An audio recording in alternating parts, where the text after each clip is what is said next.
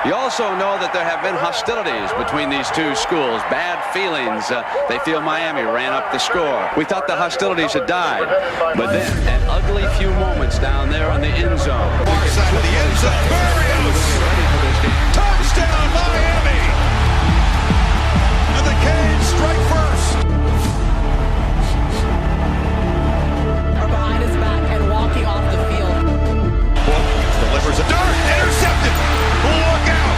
Trajan Bandy, the true freshman. And it get the edge. Cuts back. Dives to the pylon. Touchdown. It's why we're after you. It's why you signed on the line for nights like tonight. It's about toughness. Who is tougher? If you're not tough, you will not stand up in this game. I'm hurt, dog. Don't ask me if I'm all right. Hell no. Joaquin said dominate, and we not doing it. I put my heart in this, dog. Let's go, man. Let's go. Overall, I got Miami winning. Miami's going to beat Notre Dame by 10.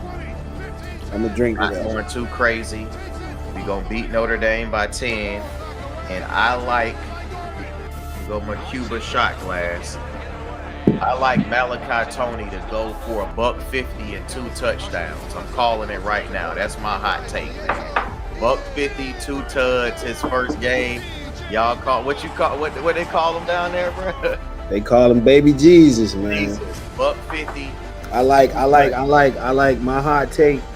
This is the Carson Beck Revenge Tour. I like to call him Sleepy Hollow. Sleepy gonna wake the people up, man. Sleepy is gonna throw for 400 on this highly decorated Notre Dame defense, and we're gonna run for over 100 yards as a team on them boys. And to be honest, man, I like us to start the season the same way we did last year, blowout fashion. We at home, Canes 37, Leprechauns 14. Catholics versus convicts, man. Here's to the convicts, man. Welcome to the Games Get Played Network. I'm your host, Waz. I'm joined by my co-host, Bari. And this is the first episode of Truth Tellers, Canes Edition. Yo, what's going on, good people? Go Canes. So the first thing we're going to do today is we're going to run down how we got to this point. So obviously it's game week, right? We've been through spring ball. We went through summer. We went through fall camp. We're 4 days away from the Notre Dame game. So we're just going to start from the top. So as far as the additions that we made, we're going to highlight some of the key freshmen that we brought in, guys that should end up with ample playing time this year, or in some way, shape, or form that definitely should have an impact based upon everything we've heard from spring ball up until the end of fall camp. So we got Hayden Lowe, we got Pringle, we got Brock Schott, Josh Moore, Bryce Fitzgerald, and obviously, last but not least, Malachi Tony. So as far as the transfer, so just overall, some of these guys have come in at different points, right? Some came in spring, some was like at the end of spring and things like that. But overall, Torrey has he's turned a lot of heads, man. Initially, he was coming off of a big injury, and I'm speaking about the linebacker that came over from Rutgers, but he came off a massive injury. He's been extremely physical so far, and he's been better in coverage than they expected. So he's going to give us a massive boost overall, especially at the linebacker spot. With us losing Kiko last year, even though Kiko didn't play that well, but things would have been a little bit shaky, in my opinion, if we didn't bring in a linebacker like this. He's done it at the highest level, somebody that's been around 100 tackles in a season before, which we don't have anybody, or we didn't have anybody on the roster like that before we brought him in. So he should definitely make an impact. Next, Keontae Scott. Obviously, he comes in, him playing that nickel spot and just being able to move around is going to give us a lot of different possibilities of what we can do in the secondary and also in the return game. He's very explosive. I expect him to be back there and have opportunities, to return punts and things like that. Um, since spring, since the end of spring, things died down as far as with the talk about Shamar Brown, but I honestly think he's being overlooked, right? We know we have the other two backs. We have Lyle, we have Fletcher, obviously, but Shamar Brown brings something different to the table, something very different. And overall, I think, in due time, we'll be able to see what he's going to be able to do to help the Canes this year. The next person I'm going to highlight that's super important, I think, is Jacoby Thomas. Initially, when Miami got him from Tennessee, they didn't know what they were getting. They thought it was just going to be all downhill, just crashing and smacking. But honestly, he's been really good in coverage, surprisingly good based upon all of the reports and things that we've seen. So we know at the very least we got somebody that's going to come downhill, but that can also cover. Obviously, we picked up Xavier Lucas, big key pickup. We picked up Poyser. We picked up Brantley. The whole back end has been made over. Ethan O'Connor, super important overall. And then last but not least is Carson Beck. He's really going to be the difference in the reason why everything goes. You're talking about a guy that has played at the highest level, played at a program that plays at the highest level consistently. He's been in big games his entire 2 years while he was a starter. And he's had some great play in some of those games. And some of those games he may have not performed as well as he's needed to. But he's not somebody that's going to be new to playing top tier competition. And he's not somebody that's going to shy away from the light as far as when we play the bigger teams on bigger stages. So now that we covered the key additions, some of the key freshmen that have come in, and also some of the key transfers just overall, whether if it was spring, beginning of spring, end of spring, and things like that, Barry's going to go ahead and jump into the overall picture of how we got here. So we're going to start from the spring, cover a couple of key points, cover fall, and then we'll press forward. So, y'all, we already had major questions coming into this year. We needed the main question that we needed answered was who is going to be quarterback for the Miami Hurricanes in the 2025 season. We got big shoes to fill. We had big shoes to fill. They still need to be filled in a sort of way, but you kind of like who we got them filled with, one must per se. So I know every offseason we kind of wait for Mario to make his moves, and it kind of takes him a little while. But the other question that we needed answered was we needed to fix the defense bad. We had one of the worst passing defenses, not just in the conference, but just in the nation, period. We were okay in the run game for the most part, but we kept giving up long third down conversions to the other opponent. As we all know, that is not sustainable in a game when you're trying to hold a lead, whether it be a 21-point lead, but I digress. The other question that we needed answered was we needed a couple things answered on the offensive line, and we also needed cornerbacks. So along with some staff changes that needed to be made, we needed to bring in some depth. We needed to bring in some proven quality guys, some upperclassmen who got some games under their belt, who've been in some different systems, who know how to play the game, who could play freely. We needed to bring in, some guys who essentially fit the system that we run here at Miami. See, the thing that we're trying to do, we're trying to have guys play free, not think so much. We're not trying to run so many stunts because after a while, you just got to go out there and just play ball. You just got to stop running so many stunts and just get after the quarterback to try and help the main problem on the back end and on the defensive back end. So I said all that to say your new quarterback for the 2025 season is Carson Beck. Okay, now Carson Beck comes in with a lot of experience. He comes in with He played in big games. Of course, that might be the same thing to some people, but to me, it's a difference because you can have an experienced quarterback who's been in college for 6 years and proven nothing. This guy has proven to sustain a top-notch SEC program, I must say, a conference that many say is, I don't know, the best in football. He only lost 3 games, threw for 4,000 yards, lost his 2 main wide receivers. Georgia, in his last year, didn't have their best offensive line.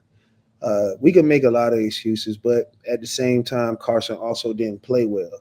But did he not play well, or was he pressured to make throws that he shouldn't have had to? Kind of like the quarterback that we had last year, even though he was experienced, he kind of pressed a little bit because the defense wasn't so good. So you kind of see how those two things correlate to one another. But I just think that under this new system, playing with Shannon Dawson, the difference is last year you wanted Cam to take that underneath throw, and we have a lot of coulda, woulda, shoulda. We don't know what would have happened. This year we got a quarterback who's proven to take that underneath throw and just let guys get busy and do their thing. Take that first open read, get the ball out quickly, keep the offense moving, check into some more runs instead of checking in the long pass plays. So there's a difference in the play. Defense coordinator.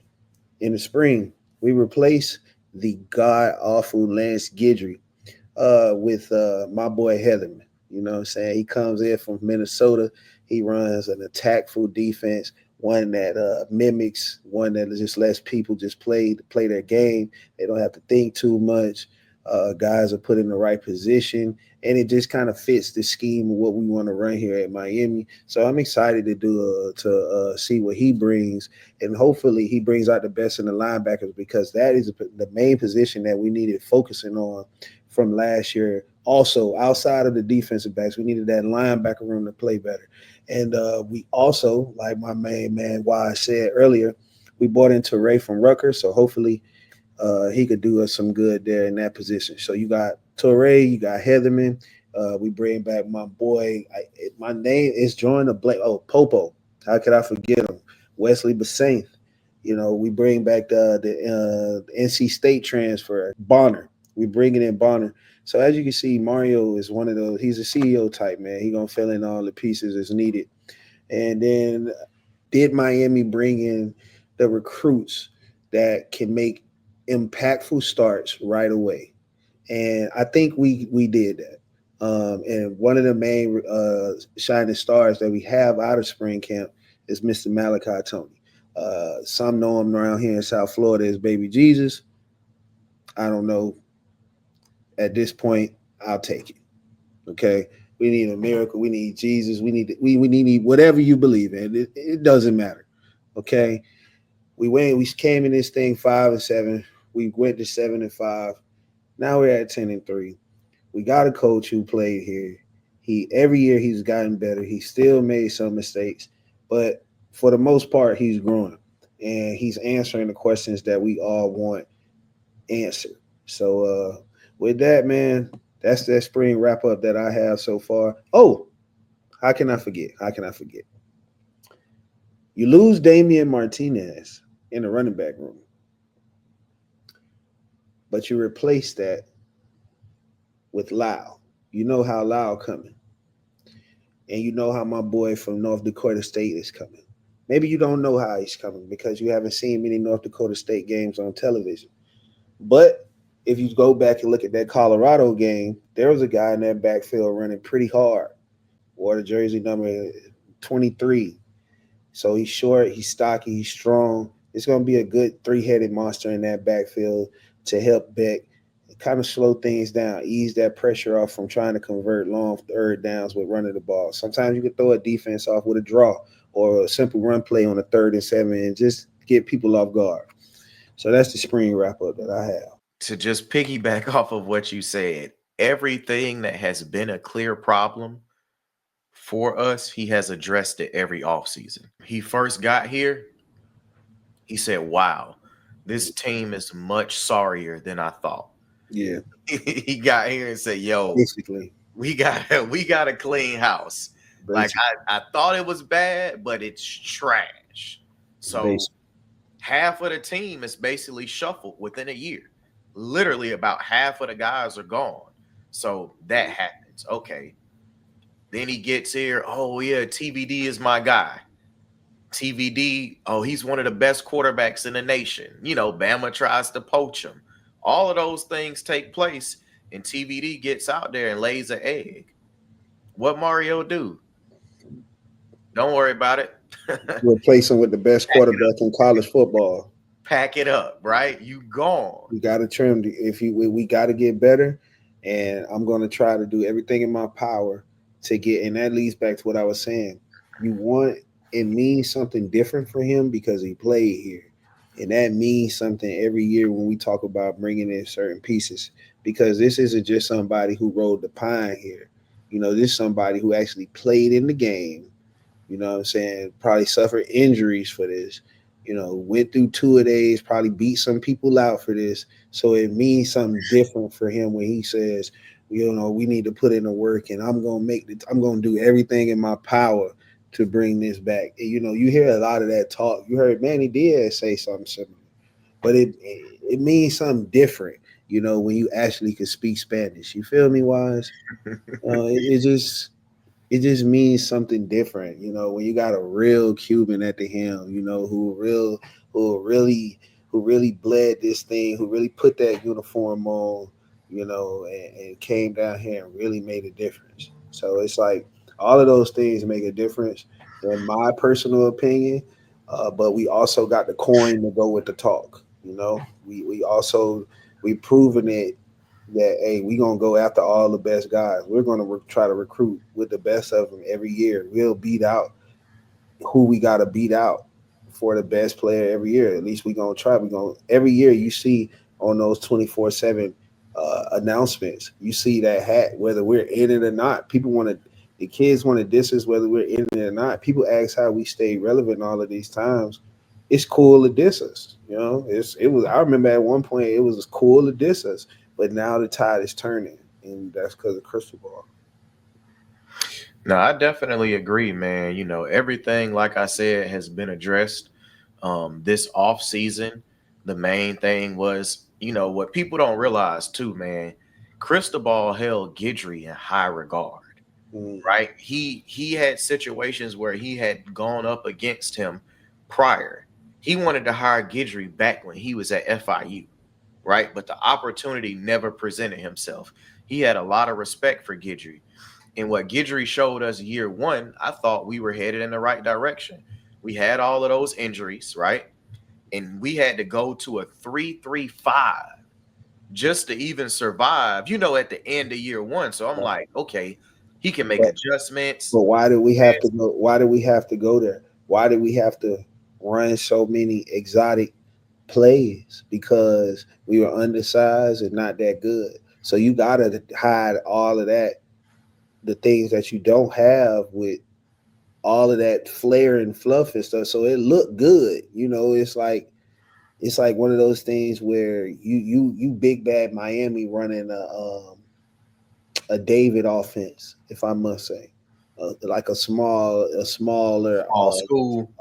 Like a small school defense. I'm sorry, defense. So, no, I get what you're saying. I think, you know, more so what I was trying to hit on is that he didn't want to do that, but we didn't have depth, right? Especially on the D line, too many injuries, but he figured out a way to make it work and keep us competitive and be in games, right? Yeah, it brought us back. Yeah, this season coming in, Cristobal coming into last year, he didn't have that concern. He said, okay, we did this, and this. Okay, I'm good with my DC. Even though I know my back end might be a little shaky, my DC has shown me he can make adjustments. And we just didn't see that last year, right? We didn't see it at all. So fast forward, even though he loved the guy, they tight, he think the world of him, he sent him packing. He sends him packing, and then literally he revamped the entire DB room. The entire room has been revamped. OJ is the only player that is going to play this year that was playing last year. I don't think nobody else. That's it. And that's what we was talking about. Like, bringing in more guys who ready and could help us right now. Like, and from his class, like you say, only one freshman got on that field for real. The entire back end is new. And I think that's going to play a major role and a major difference on how things look. I think last year we put so much stock into that D line and they underperformed on every level, whether if it was tackles for losses, sacks. It just wasn't good, man. We couldn't get to the quarterback and smart offensive coordinators like Georgia Tech. Okay, yep, we gonna go quick pass, side to y'all can't keep up side to side. It don't matter who you sub in the game because you running the same scheme essentially, and at this point we beating y'all up. Or you go into Syracuse and it's downset height. We throwing it up to 6'6", 225. And that's not OJ's fault. You're genetically outmatched from the line, off the line, and then it doesn't help that your DC don't help you out by providing safety help over the top. You got this man, a true freshman. Yeah, he could be on the way to the All-American list, but genetically, he not ready for no 6'6" portal transfer wide receiver, man, out the SEC to the big dude who already doing this thing. You fool essentially 1-on-1. Like, even if you get the 1-2 stops, if we keep going at you, eventually that well gonna crack. Like, the levee gonna break. So I'm excited to see what Heatherman can do. I just really want to know, again, I know it's gotten better, but that tackling, it was a problem last year a little bit. We need linebackers to play better. We need to force more turnovers. I think we need to hit the quarterback more. Even if you're not even getting sacks, we wasn't even hitting the quarterback. Quarterback's jerseys were too clean, So I'll say that the expectation is the main expectation. I think we talk a lot about the offense, but that defense, the expectation for the defense, I think we need to increase the sacks. I think we need to up the interceptions, the turnovers, the pass deflections, the third down. We got to be better on third downs, and we got to stop getting out schemed so much, man. Sometimes it's not even about out scheme, I should say, not necessarily, but we got to stop overthinking what we need to do to stop a team. Essentially, it's not all of that into that. It's not here. It's still football. Yeah, and honestly, man, like, we have been getting out schemed, to keep it simple. Especially, on that end. But we got Heatherman in, man. I think we're gonna be good. So overall, man, I think that I'm gonna go with some I guess you would call them some bold stat predictions for this year. So I like Beck for 4,000 yards and 35 plus touchdowns. America will call you a homer. America will call you a homer. What? America would call you a homer. Nah, man. If you look at what Beck has done previously, and Cam got 40, right?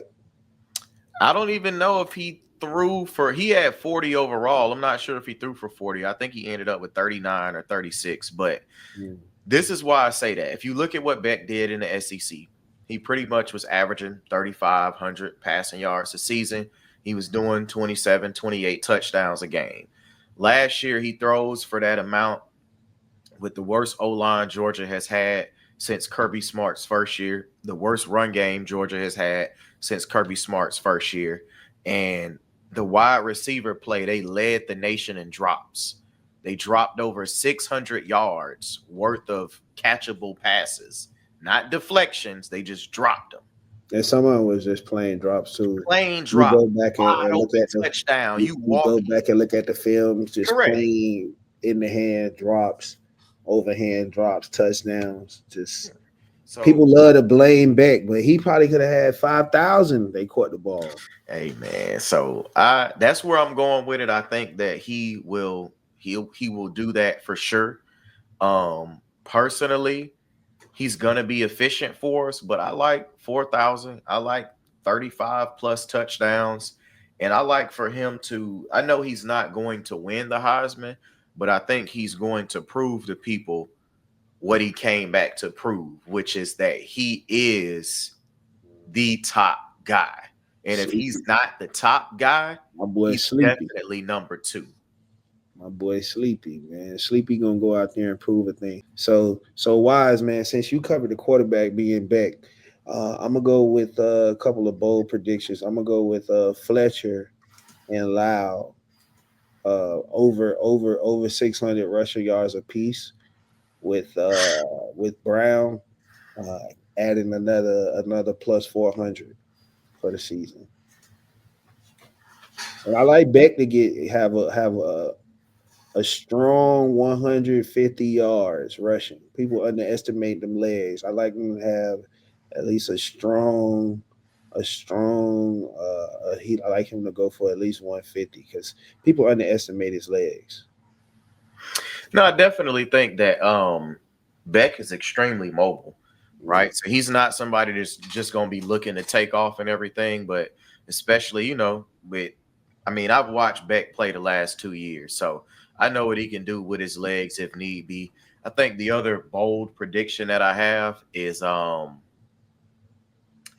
this earlier, so I'm gonna go with it. But if X is any indication of what the slot production looks like in this offense, then you have Malachi Toney being a lock to be a freshman All-American, potentially an All-American overall. I'm not saying he'll be first team or anything, but second or third production lines up, yes. Especially with the trajectory of from what you're saying. If Beck is averaging 3,500 plus 35 touch, and he could possibly get 35 touchdowns here, throw for 4,000.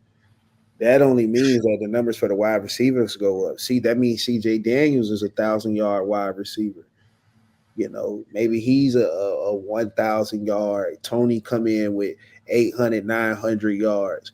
And the difference between Toney and X, speed, wiggle, the ability to have that game breaker attribute about his game, so I'm excited. And then we're loaded. I like to also, man, we kind of got one of the best return men in the nation, man. I like for us to return a couple of kicks this year. I want to put that down for a bold prediction. I'd like for us to be top 10 in return yards on kick return or punt return, for sure. Nah, so also you talking about kickoff, which is true with Marion, but don't forget, so Pringle may have an opportunity to get back there and use his speed, but Scott will crib something for real on punt return. I don't know if he's playing kickoff, but definitely on punt return, Scott is like that. Yeah. Right. And we haven't had explosive. Let the people know who Scott is. Let them know. If people don't know. Man. They think that we don't. They think that we're not a loaded football team. They don't. They think they underestimate. What we really got going on in the stable wise. Yeah, man. They say, oh well, all they did was add back. So Keontae Scott played a lot of football. All right, he has played a lot of football. Honestly, he was playing when he has played. He's played at the highest level.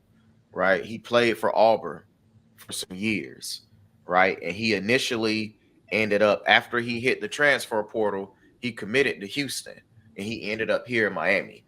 One of the key reasons why we ended up going out and getting Scott is because we struggled in the nickel last year. Literally, if we had a nickel back, if we had a Jaden Davis from 2 years ago, we're in the playoffs. It's really that simple. You know what I'm saying? Like Porter got cooked so bad in the nickel because our plan was to play Damari there, but he got hurt. So it derailed everything, right? And we didn't have anybody checking people in the nickel from when we played USF. Great Value Restrepo was cooking us Cooking. Like, and from there it just went downhill. So when I you think he had about 100 yards. It was like when you once play that film opened up, we was cooked. Pena, like you see Pena, you like, oh my God, like it's crazy. So it just shows that it was a key thing, and we were able to go get Scott. We have some other people that could also play in the slot, rather if it be Brantley. If Damari is healthy, I know he's battling some injury stuff, so we'll see if he plays. But Scott gives us a level of versatility that we didn't have last year. He could also go back there and play some safety if need be. Yeah, right. And I was just about to say, we got that Tennessee transfer, a real thumper. You bring him in on third downs, to kind of like hover over in that middle zone for any of them drag routes, so man, I'm just Definitely. So on defense, I would say overall, my prediction is going to be, I think that our back end ends up being top 5 in the country. What did he say? Top 5? Top 5. I like the back end to be top 5. And that's with or without Damari Brown. If Damari is healthy, then just go ahead and pencil that in and say Miami. Top 25 still good, Wise. No, top 5. I like top 5. I hope so. Look, I got OJ Frederick out there. Let's go. Talk to me. Right? Talk to me. I got Xavier Lucas out there. Okay. I got Scott at nickel, or I got Brantley at nickel. I got O'Connor that I can play, right? We ain't going to even get into the fact that Bryce Fitzgerald is looking like OJ Frederick part 2. Mm-hmm. So when I'm factoring all of that in, and I got Poyser and Jacoby Thomas on the back end, and I got Dylan Day who been doing his thing, right? Markeith may be able to give you something good coverage-wise. Overall, the DB room hasn't been in this kind of shape, bro, and probably you got to go back to probably like 03, 04 since it's been in this kind of shape. And all of the people that we're talking about outside of Bryce, they have all played, right? Like the key guys we're talking about, like we got into a lawsuit over Xavier Lucas with Wisconsin. You get what I'm saying? Yeah. Poyser, one of the best, like Georgia wanted Poyser. So people like, oh, where he can't. Georgia went after him. Kirby Smart was personally trying to get him to UGA. You get what I'm saying? Brantley had one of the best PFF coverage grades in America last year playing cornerback. We saw what OJ did. Like, this is a completely new room. So if Bryce can give us anything, it's just a plus. We don't need him. Last year, we had to play OJ, which was a little scary because it's like, you're going to play a true freshman that's $170 or $175. We don't have to play Bryce. So if he gives us something great, but he doesn't have to play because we have real depth on the back end. So I like the secondary to be top 5. That's what I'm going with. Speaking of debt, man, we got debt on that defensive line. We filled in because due to a lot of injuries on the back end, due to a lot of injuries on the defensive line, we went and filled those positions in with good debt. So I mean, I hope if you have a top 5 defensive back unit, I mean you got a top 5 defensive line unit, because that means somebody making somebody uncomfortable in some way. One got to help one another, which is good for us because that means you start to see the logo on that helmet, on day 1 and 2 of the draft, and that's what we need to get back to. No, I'm with you for sure. So I think one of the main things that we have to make sure that we do, Miami has to make sure they do, they got to stay present in the moment, right? We obviously don't overlook nobody. Yes, you got Notre Dame week 1. Yeah, I get it. It's a big game. You got to get up for it and everything. But the other thing about that is you have to keep everything into perspective. I get it's not a conference game, but we got all eyes on us, and we got to make sure that we stay tight. And part of the reason why I'm saying this is because when you look at the layout of the schedule, it's set up for us to go really tough, and then we have Bethune. Like sleepers. Yeah, the Bethune game should be a game where we're recovering. Mm-hmm. Everybody should get a chance. That's everybody that got on the boat should help us, right? So when the season starts, if you know football, you know the coaches determine who's on the ship and who's not, right? So you know up front if you have an opportunity to help us outside of crazy injuries, you know. So everybody that's on that ship, even the people that aren't on the ship, everybody's going to play versus Bethune, right? You handle business, you go beat Bethune easily. The following week, though, you got USF. Last year, man, we was in It a was tough. dog It was fight. tough. It was tough till third quarter. We was in a dog fight with them boys in Tampa. So Well, it was we got that touchdown before half right before half, to the wide receiver. I can't Sam Brown. Sam Brown, and then we took off in the third quarter because I think we got the ball back after half, right? Yep. Or whatever, but we went down short. But yeah, that was a tough game. It was close. It was close. They were fighting and they were driving. Like I said, like you said earlier, Pay was going stupid, and that's another thing I want to see. If this defensive coordinator adjusts to one guy killing us, you know what I mean? Don't keep letting one guy just get off. You know, pause. Don't just keep letting one guy just do his thing. Like creating. We don't want. Let us not continue to be the team where guys create draft stock and draft value off of. I don't want my don't let your tape be used for somebody to don't make money. Don't get put on nobody's resume. We tired of that. Especially guys from like USF. Nah, seriously though, man. So definitely they gonna come out and they gonna play. They gonna play us hard. Like they're coming to attempt, to try to prove something. And it's a state game. So it means something. It's not just all of these state games, whether it be Bethune, FAM, FIU, Florida State, all of those games in Florida mean something. So it counts. It mean a little bit more. Yeah, they small schools, but I expect to blow USF out. And like why I say everybody should play. Everybody should be getting in the game versus these teams. Yeah, so with the Bethune game overall, we'll just keep that, short and sweet. But in my opinion, that game should look something like 70-7, right? 77-7, somewhere in there. Absolute blowout. I think I take a 56 zip. You would take a 56 zip. 300 rushing yards, like 6 rushing touchdowns. I'll take that too, but I like about 70-7, somewhere up in there, man. I really run that scoreboard up. Yeah, absolutely. I don't think we should play with anybody. Get in there, everybody gets some. Emory gets some, Judd gets some. You get a car. Everybody gets, because I'm like, at this point, we have real depth, bro. Think about it. We got real depth. The only position that you would say that potentially could be shaky on the team, depth-wise, kicker, if something happened, but quarterback, right? You wouldn't necessarily want to play Emory. We don't want, and I don't even want to even say. I don't even want to say that word. Yeah, I'm just saying. So depth-wise, so same thing with Cam last year, though. Yeah, same thing we were saying. There, and then you could say maybe wide receiver.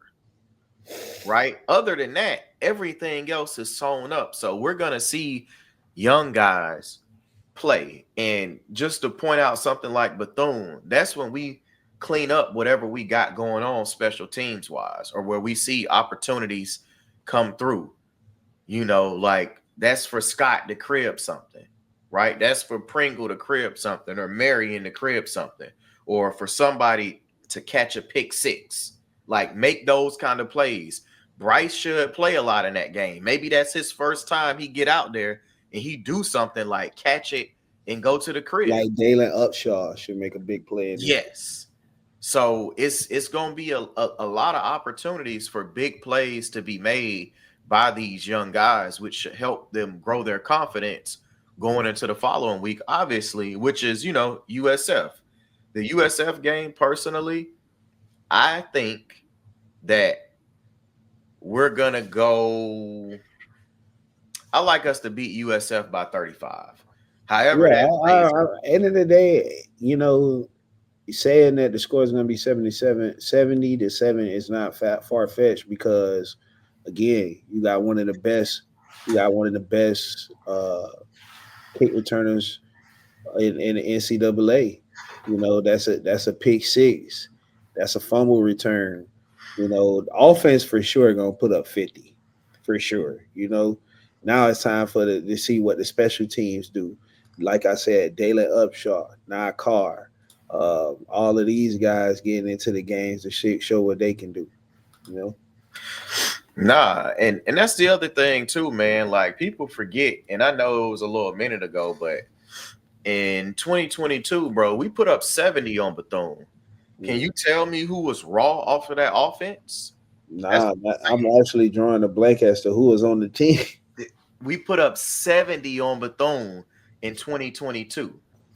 Yeah, that was that night game right there, as our viewers could see. Chat, if y'all could check that out on the back screen.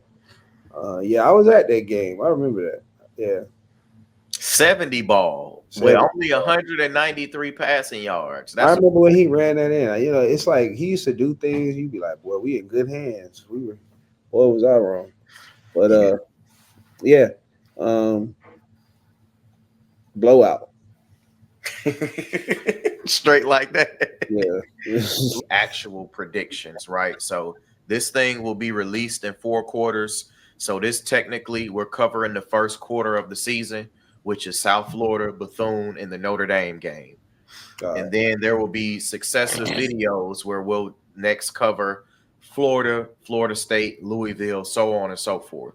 But for the purposes of this, we're going to go ahead and give you guys our overall season prediction of how the season's going to turn out. So we'll do 12-0, whatever our prediction is, but you won't actually see what we deem to be a win or loss until we get to that point, if anybody has any losses. So for me personally, I think Miami is going 11-1. I think we're going to go 11-1. I don't think Miami is to the point where we won't slip up at all, right? It's going to be new territory, technically, for us to be deemed to be on top. Last year, they didn't expect us to be good. They had Cam Ward rated as a 5th-round draft pick before the year started, right? Nobody picked Miami to be that good up front for the most part, right? Until it got close to fall. And people was like, oh my God, Miami. When Pate, right? Josh Pate had a lot to do with a lot of the drive that we were getting last year. He was hyping us up. He told folks, I went down there and saw Cam Ward. The offensive line is massive. The D line is massive. He told folks, Arroyo looks like a generational type tight end, and y'all know who I'm talking about, right? Yeah. That's what he was doing, right? So he does all of that, and we end up having a good season, but we can't get over that hump. And personally, we weren't expected to be on top, so it's a little different when you start winning. We had all these nail biters.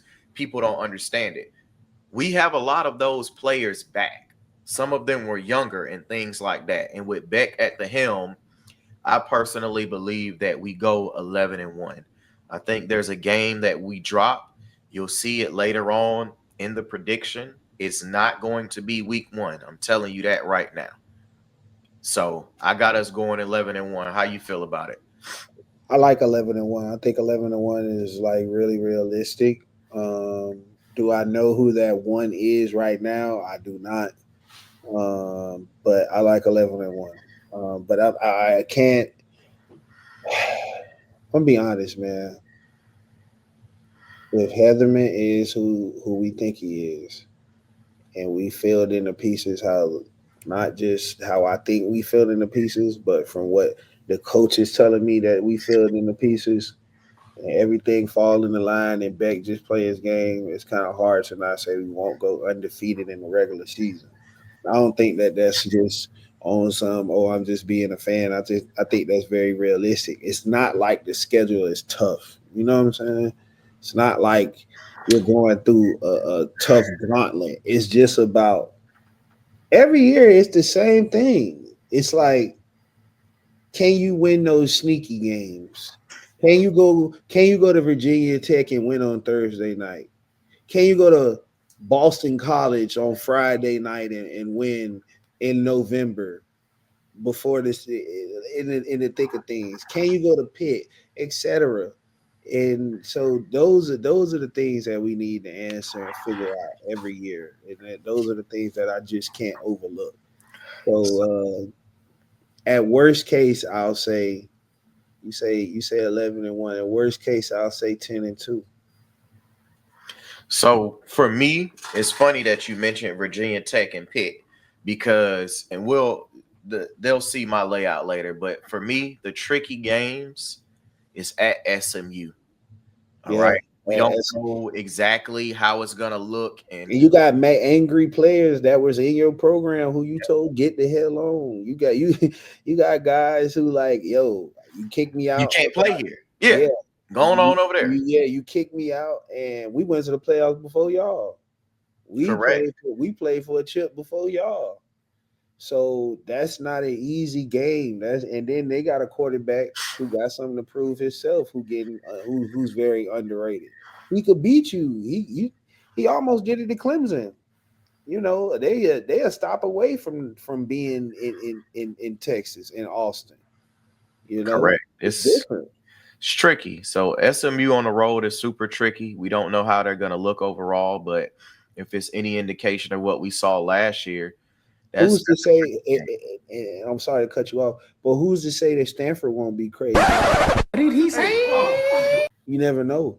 They probably already got their wake up call by losing to Hawaii. They might be trash. I'm just saying you never know. I'm just saying history tells me Miami struggled in a game like that.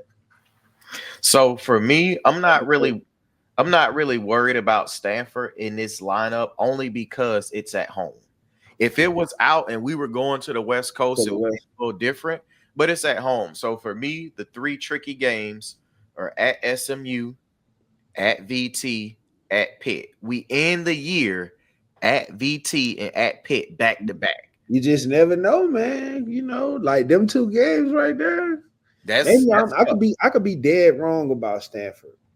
I'm just saying we'll be looking at 2 quarters of football. You'd be like, what the hell are we doing? You know, like I know we ain't out here struggling with no Stanford. Correct. You know, It happened every time, bro. You be like, like why? we could be winning 21-10 halftime. I'm gonna still be like, bro, what the hell is this? Like, what Think are we about the doing? Cal game. Yeah, It's no reason we should have been down 25 points ever to Cal. Ever. no, ever. And but it's like you say, it's things that come into a factor with that. First time going to the West Coast, and that's the difference. And you know, I didn't think about that. That Stanford game being a home game, super advantage. You know, but now you got to go to Virginia Tech. You know, And Pitt, you end the season yeah. with Virginia Tech and Pitt, which, And those are not pushovers. That's tough. That field is that their terrain is different. The weather is going to be bro, it's gonna cold. be cold. It's gonna That be cold as grass is hell. going to be horrible. Heinz Field is horrible. Yeah, It's that's not a horrible in the cold, and you know there it's going to be crazy. So it's going to be nice to see how we deal with that. But again, that's to the experience of Beck getting all of the troops ready, having a experience from in every room. In every room, you got experience. Quarterback, running back, wide receiver, D tackle, D line. I'm sorry, linebacker, cornerback. We got experience too. We're just not a team full of young pucks. It's a good mixture of young and old guys that got a lot of notches on their belt, that's seen a lot at the highest level. We like you said, we brought in these guys from the SEC.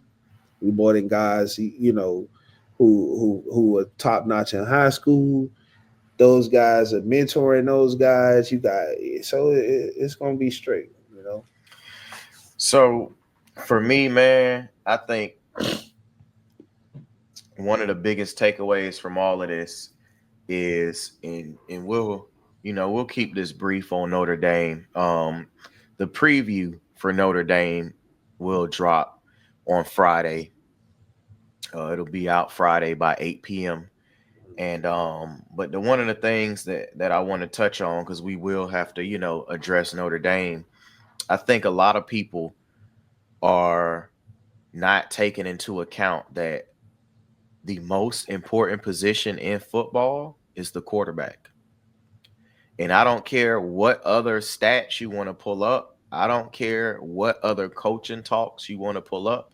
I got Carson Beck versus Carr versus CJ Carr. I'm taking Carson Beck 100 out of 100 every time. That's not a homer statement. If Carson Beck was at Notre Dame, I would have to go with Carson Beck. That's just what it is. It's the most important position on the field. And to say that you choose Carr is just, it's crazy. You can't do that. It's just what you never seen him play. You never seen him play. And this other dude never seen him play. Got over 7,000 passing yards basically in pretty much almost 70 TDs. You telling me in an offense that's not catered to pass at all? This is not a passing offense. Those people run the ball and throw to the tight end. That's their doing. Bro, it's a no-brainer. You get what I'm saying? In 2023, Carson Beck, 3,900 yards, 24 TDs.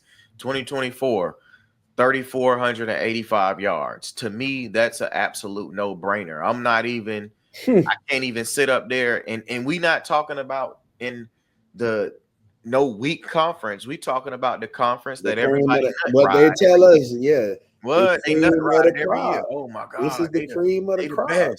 They the best. He did that over there. So we win the quarterback, right? Running back, I'm going to give the nod to Notre Dame only because I personally think that their 1-2 punch is more deadly than our 1-2 punch. I think we have a 1-2-3. Then that's not to say that, like what you're saying. I know why you're saying that. All right. And let's address that real quick. Mark Fletcher, bro, you got to be better, bro. You got to be better, bro. You got to stay. You got to run upright, bro. You too big, and we got to see them legs stay upright. You got to stay upright. Keep that balance. You're supposed to run like you a 6'1", 6'2" running back, dog, and you have not been doing that. You know, the best running back on the team in a lot of people's eyes is Loud. Prove us wrong, man. Prove us wrong, man. We need you to play bigger. We need you to play better. You know, you can't just come in here on the goal line, 3-yard line, you know. And if the coach calls some stupid shit that leads you to run out of bounds, run a route on 3rd and 1 or 4th and 1, you got to be ready you got to be ready, bro. Or just, hey, Carson, I feel comfortable you check it to a run, bro. I'll do the rolls on Monday, whatever. A pitch to Johnny. I'm Johnny. Be a leader, bro. Hey, I want to run that rock, man. Check out of that. Check to the run, man. Nah, we ain't doing that. Listen, other thing about Fletcher, because this truth tellers right here, this truth tellers Canes edition. Yeah. You know, I know a lot of other people that do some of the Kane shows. They keep it super political. Yeah. Y'all know me. I don't care about none of that. I don't have ties to none of these jits, and I don't personally know any of them. And right? We're gonna go to the game and see what we see. Yeah, like we're gonna see what we see. Ain't nothing personal against this. So if you catch me up here and I'm talking about you because you played like shit, just know I love the Canes. Ain't nothing personal against you. What you need to do is go look at that film and get better. And if we on them whole Mark Fletcher thing, He need to take this shit personal Yeah, because personally, you had a back in Damian Martinez that came in here and showed you what it meant to be physical. He showed you how hard that you should run the ball as you 6'1", 6'2", 225, 230. He showed you what that'll look like because he was only 6 feet, but he was 6 feet, 225, 230, and he was banging.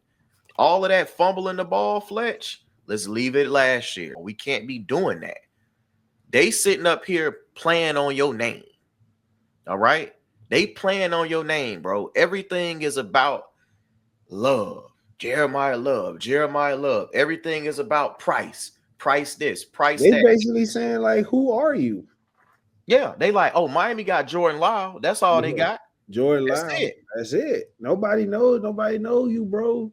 You need to become a household name, bro. You came in here as a highly rated 4-star running back that we stole from Ohio State, and you just haven't lived up to that hype. You have shining moments. Yes, you got it. You even got a game winner, and you got runs where we be like, "Oh boy, he toting that thing like he running that thing hard. He running the rock hard today, but it's not consistent."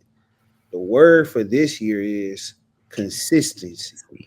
Can you be consistent and be a 3-down back like we need you to? Even though we don't need you to, you need to be able to be a 3-down back who's able to do everything. So as far as the running backs, I'm definitely giving the nod to Notre Dame. I just think that Jeremiah Love and Jadarian Price is a much more dangerous 1-2 punch because both of them can crib something. The explosiveness is there. You may have 3 yards from Love, 7 yards. He could go 70, right? And they both are starting on kickoff, right? So they got they 2 best running backs starting on kickoff. So I'm going Notre Dame on the running backs. I'm gonna have to agree with you on that, simply because we saw both their running backs be dynamic, right? So outside of, I know everybody is focusing on Jeremiah Love, but man, the guy who comes in to replace him isn't bad himself. You know, he had 800 yards last year, I believe, with less carries. So he's a proven guy. They got a proven 1-2 punch themselves, and both those guys can hit a gear, got a home run gear, and both of them could catch out the backfield. So they able to be a threat, running and in the run game and in the pass game. So I'll say, and I'm saying we're saying that I'll say that Wise would agree to this. The reason why we're giving him the nod is because of what we said about Fletch. You know, we got to see more from him. We believe that Lau is a home run hitter, is a in between tackle runner. We can be like a Jeremiah Love and like what Notre Dame has, but we need to see it out the other guy in the room, and then we could talk. No, I definitely agree. As far as wide receivers, when you just run it down from top to bottom, you know, you can go look at whatever film you want, whether if it's from a transfer or not. But the simple fact to me is that the only 2 guys that I can highlight or say anything about would be Malachi Fields and Jaden Greathouse. I don't think their room is that deep. Do they have 2 very talented wide receivers who can do something? Yes, but that's not enough. So I think that we got a CJ Daniels.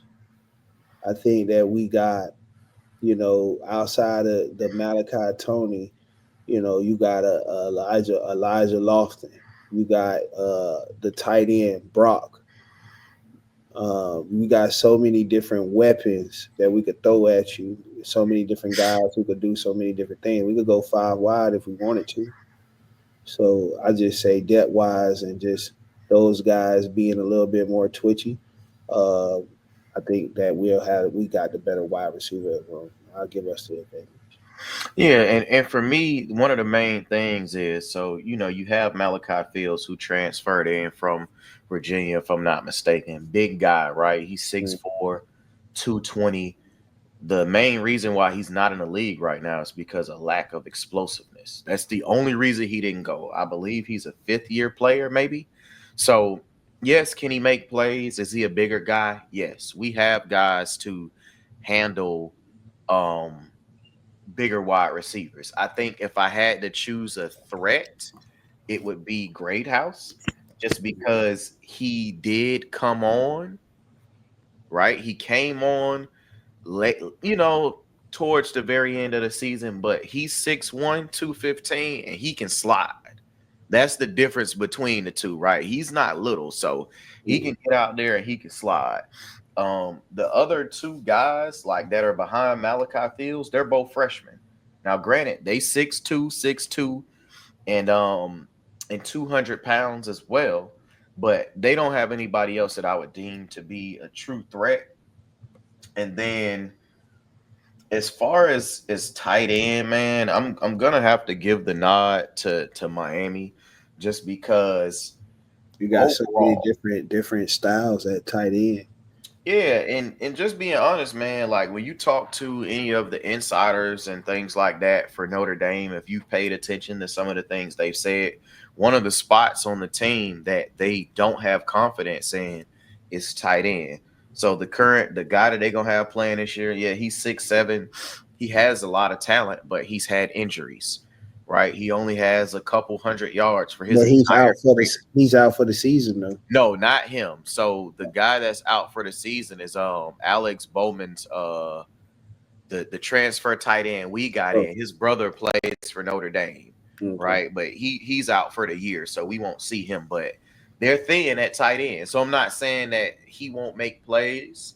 I think he can, right? Big tight end versus Miami never has, really played well for us. The kid's 6'7". So he gonna be easy for Carr to see and stuff like that. But just overall, Ain't never played in this kind of weather either. yeah, the explosiveness isn't there. I'm definitely going Miami. I think you can also throw in JoJo Trader. We'll see what JoJo does. Obviously Malachi should do what he needs to do. I don't even know if they have anybody to guard Malachi, but that's another story. We can see if Joshua Moore gets in the mix. It's different ways it can go, but I definitely expect CJ to show us that, hey, I have done this before. I've been here. I've played in big games. I performed well at the college level. And I definitely expect the nod to be on us, especially if we go in tight ends, because when you talk about Lofton, you talk about Bowman and everything, like it's definitely us. That's not even a question, right? So you can say some of the production may or may not be there, but overall, that nod definitely has to go to Miami for sure. So offensive line, let's be real. Notre Dame is going to have a really good offensive line once again this year. I will say that their weakest spot is right guard. Overall, they're small, right? And I just want to take a moment to read this off. This is their starting O-line. Forget the names, right? We're just going height and size. Left tackle, 6'4", 300 pounds. Sophomore, by the way, because he was a freshman last year. But that's Anthony Knapp. Left guard, 6'4", 310 pounds. Center, 6'5", 310. That is really, it's a good size for a center. Right guard, which is Lambert, 6'7", 335, freshman. That's the one spot. He's the big guy they have, but it's the spot where they have the least confidence because their best lineman isn't playing this week. Right? He's out for a little while. And then their right tackle, which is Wagner, 6'6", 300. My whole point is 300, 300, 300, 305. They got one dude that's bigger, which is 335. Right? Miami will have a top 5 offensive line again. I'm not going to go down every name. Y'all know what's going on. Maribal said he will cut off his arms and his legs before he sees. Come on, man. You can't Arms compete. and legs. Before that, you is an incompetable program. So nod Miami, man. Yeah, Top 3 for the O-line should be top 3 for sure. I think we're Or the definitely top best three. O-line. I think top three in the nation for the best O line for sure. It's not far fetched. You look at what we have on the O line, the amount of experience of the games played on that O line. You got a true freshman who came in this thing, 6'6" big boy, a right tackle in Maui Noah. You got Markel Bell, who last year who we saw go from not look stiff and now looking comfortable and about to grow to be one of the best left tackles in America.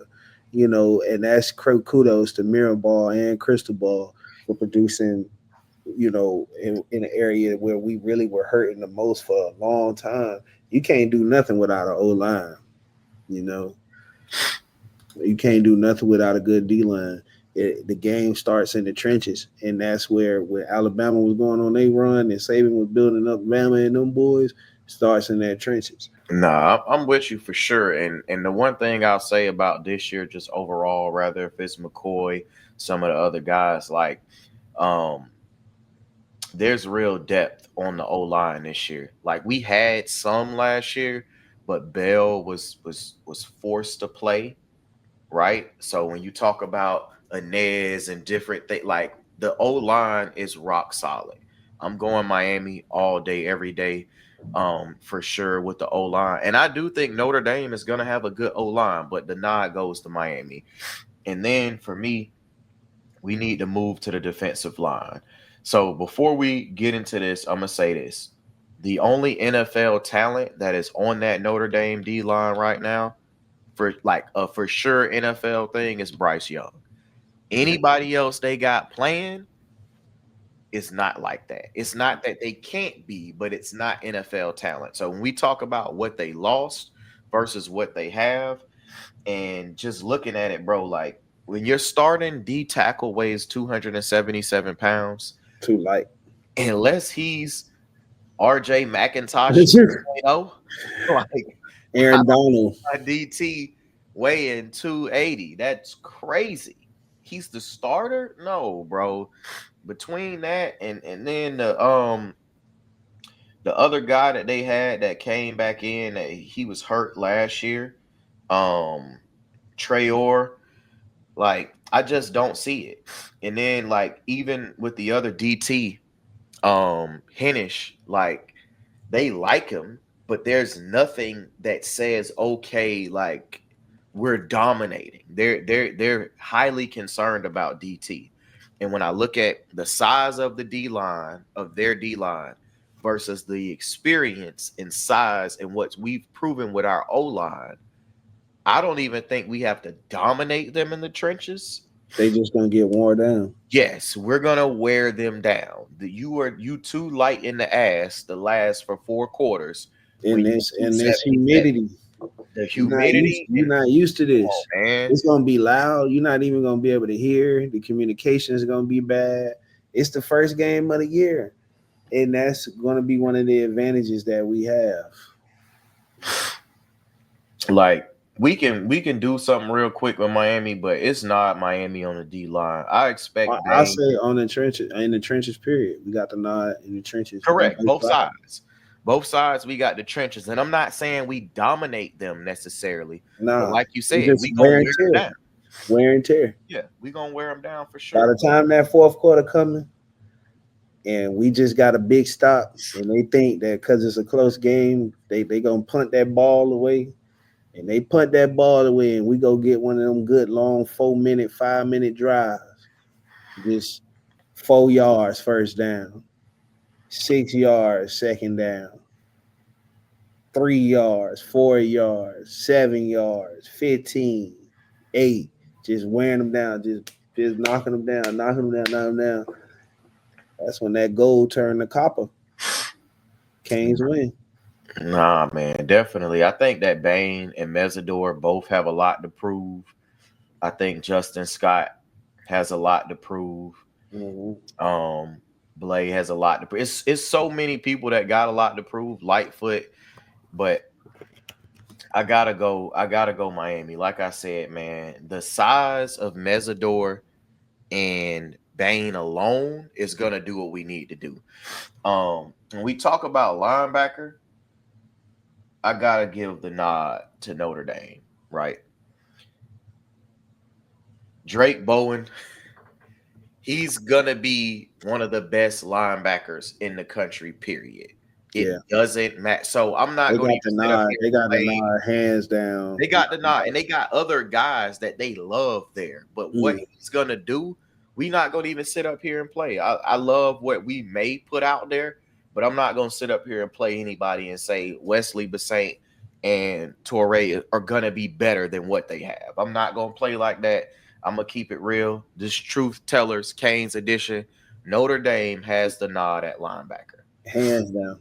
hands down. And What about safety? at safety, my only thing is they have Strowman that came in from VT. And before last year, Strowman was like he was going like he was supposed to be like one of them ones. And I'm not really sure, overall with VT, I'm not sure that things played out how he wanted it to play out. And to me, that it just depends on how it goes. But I do think that Aiden Schuler is proven. They really like him. They don't have Xavier Watts this year, but they swear that Schuler stepped up, We right? gonna see. We gonna see. I think safety is probably a wash, just because everything we've heard about Poyser, everything we've heard about Jacoby, like it's probably a wash. I will give them the nod at DB, at corner in particular, because they do have Moore, who is deemed to be the best corner in the nation, and they have Christian Gray on the other side. They have two freshmen that they claim are just like Moore. So they basically are saying that they should have four of the best cornerbacks in America on one team. So I already told you I feel like Miami would be top 5 overall on the back end. I love what we have. I love OJ, right? I love what Lucas brings, what Brantley can bring, what Scott can bring. I think overall we're more versatile at DB than them without question. But I can't say that, it's a better unit, because we got to see all of these guys play together. And we've seen what their secondary looks like minus one kid. You get what I'm saying? So they got the chemistry. They know the defense.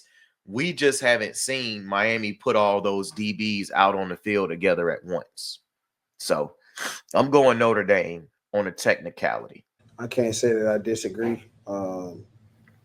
They more battle tested, so and they got more cohesiveness in the secondary. Look, man, we gonna leave you with this.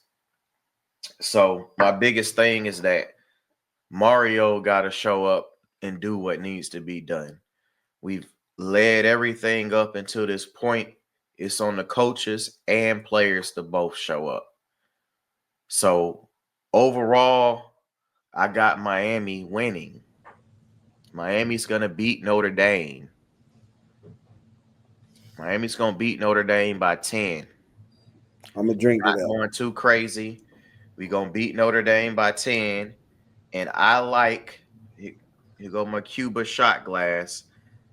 I like Malachi Tony to go for $150 and 2 touchdowns. I'm calling it right now. That's my hot take, man. $150, 2 tuds, his first game. Y'all call what they call him down there, bro? They call him Baby Jesus, man. Jesus, $150. I like my hot take. This is the Carson Beck revenge tour. I like to call him Sleepy Hollow. Sleepy gonna wake the people up, man.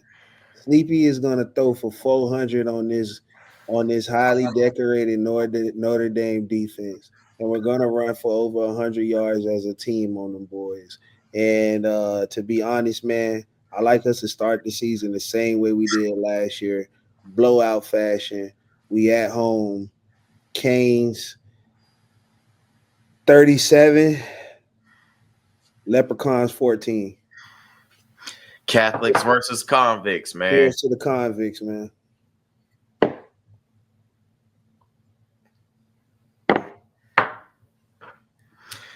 All right. With that being said, Games Get Played Network, we signing out. Truth tellers. Go Kane Canes.